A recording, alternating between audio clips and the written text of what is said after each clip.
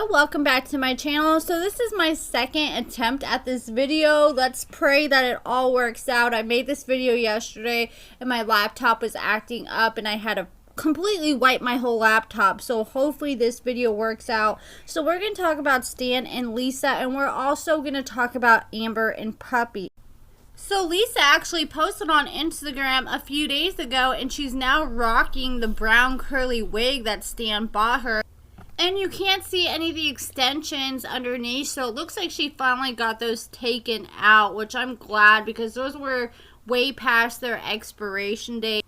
So let me know your thoughts in the comments below on Lisa's new brunette wig she's rocking. I think she just needs to style it differently so you can't tell where the wig starts. So in this week's episode, Lisa decided to set up a thirst trap for Stan. So Stan, he woke up and he decided to go for a little walk at the park to clear his mind. And the day before, Stan had a rough day because Lisa was starting fight after fight with him. And she ended up calling her friend behind his back to come over to Stan's and have a good time. So Stan said since Lisa was released from prison, their relationship seems to be deteriorating. And it seems like accusations are being thrown all day long. And Stan said he is tired of the fighting and he has no idea what he needs to do. And he's super confused because the relationship he has with Lisa is so different than the relationship Stan had with his wife. He said him and his wife always got along and there was hardly ever fighting. And Stan's relationship with Lisa is a total 180 of that. So Stan starts reminiscing, looking at videos of his wife who passed away back in June of 2012. So he said his wife was always a happy and positive person, and Stan just wants what he had with his wife to be similar to his relationship with Lisa. So Stan says he loves Lisa and he wants her to be with him. So he said he's going to reevaluate his life and figure out some things to change and hopefully give things another try. And he hopes they'll change for the better. So meanwhile, Stan's at the park trying to figure out how he's going to fix his relationship with Lisa.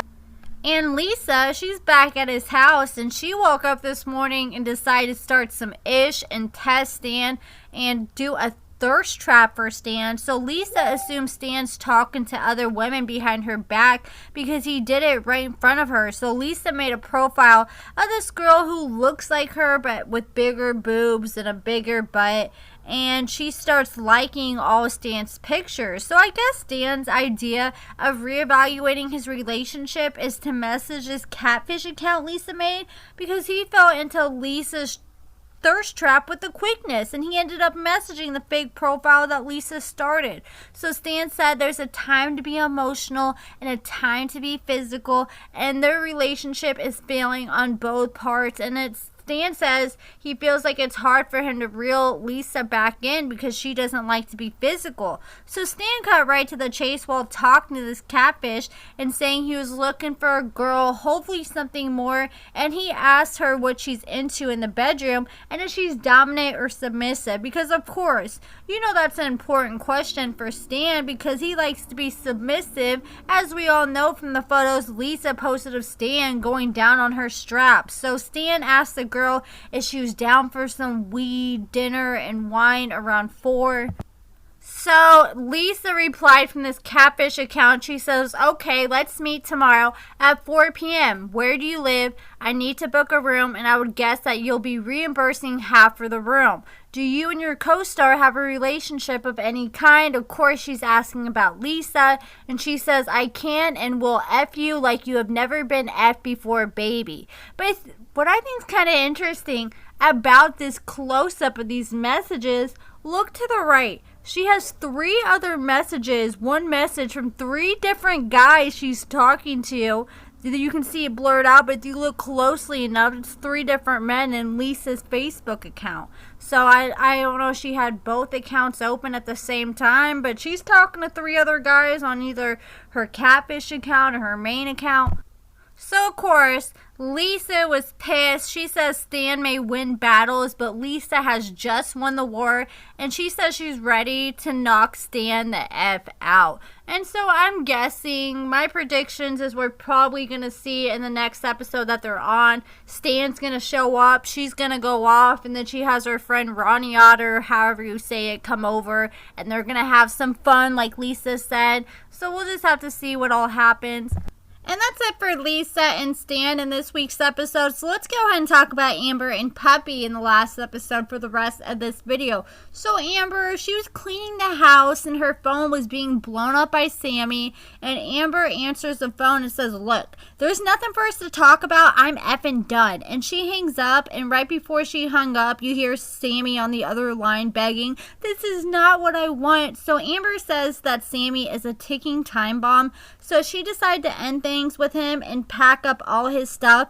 And while she was packing his stuff, it was just perfect timing. And Puppy just happened to show up, and she brought in these flowers off the porch that Sammy had dropped off. And Amber says that Sammy came to her house a few nights ago after that whole incident at the bar, the hookah bar where they're at, when that person sent her a drink. And I know a lot of you guys also watch True Feelings by me, Crystal. She does a lot of videos just like me, and she is so hilarious. But she made a great point in her last video about Amber and Puppy. So it just goes to show how many different takes WeTV be doing. Because in last week's episode, when someone sent Amber a drink, they said, "Oh, a couple over there sent you a drink." But WeTV must have forgot what take they used for last week's episode. And in this week's episode, when they showed what happened last week, they said, "Oh, a guy over there bought you a drink." They used two completely different takes. But, you know, I've heard that from previous people on the show. I know Tyrese complained about in an interview that he did, Tyrese Blue Suit. I saw he was asked in an interview what was his least favorite thing about filming. And he explained how many takes they do, because he used an example in a scene when he was walking into a hotel. Like, he would walk in the door and he had to retake that scene over and over again. And finally, when he got it right, he walked up to the hotel clerk, and I guess she didn't get it right, so they had to retake it again. And I've also heard someone for 90 Day Fiancé complain about that, saying like something that takes 5 minutes will end up taking like 3 hours. And he said he'll have to say the same thing like 100 times, because he'll say it and then they'll make him repeat it because there may be some sound in the background, or they'll say he didn't say it loud enough, or they'll say he has to re-say it to where the audience can understand it better and clarify more. But let's go ahead and get back to this recap on Amber and Puppy. So Amber says that Sammy came to her house a few nights ago, a day after that incident at the bar, and she says that his temper scared her and she's embarrassed of Sammy's behavior. So she says once his stuff starts, it goes nowhere but downhill from there. And Puppy called Amber out and said, "Look, you ain't really done with him." And Puppy grabbed all his clothes Amber packed up and said, "Look, we need to get rid of his stuff because that's what guys do. They leave stuff at your place and use that as an excuse to come back." And that's real. I've had toxic exes make sure they always leave something behind as an excuse to come back. So Puppy said she thinks Sammy is definitely on something because of the way he was hitting the hookah, like he was taking rips off some dope pipe. So Puppy was like, "Come on, girl, we're going to get rid of Sammy." And Puppy doesn't believe for a minute that Amber is really done with Sammy, because she's always taken him back in the past. So they get in the car, they show up to this place with all these dumpsters, and they walk up to some guy, and Puppy's like, "Oh, this is my friend. I've known him for years." And this guy's like, "Take it to dumpster 22, and I don't want to know anything about it." So they go to this dumpster. So it was Puppy's idea to go to this dumpster place and burn Sammy's clothes, and she brought lighter fluid, but she forgot to bring the matches, and it was her idea. So Amber took this opportunity to show America how to make a Molotov cocktail, and she was so proud of it. She threw it in the dumpster, caught his stuff on fire. Puppy says she's just trying to put fuel on the fire and help Amber get over Sammy. And they started kissing on each other, and they showed spoilers in a first look at this season. And they had Amber giving Puppy a lap dance and Puppy going wedding dress shopping. So I wonder if they're going to get engaged or what that was all about.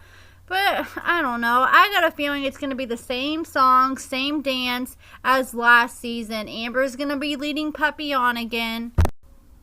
And I'm starting to get tired of these same couples with the same problems. It's just like a repeat of the last season they were on. But that's it for this video. Let me know your thoughts about Lisa and Stan in the last episode, and Amber and Puppy. And what did you think about Sammy's mad rhymes that he wrote in that card for Amber? Let me know in the comments below. Make sure you give this video a thumbs up, subscribe, and thank you so much for watching.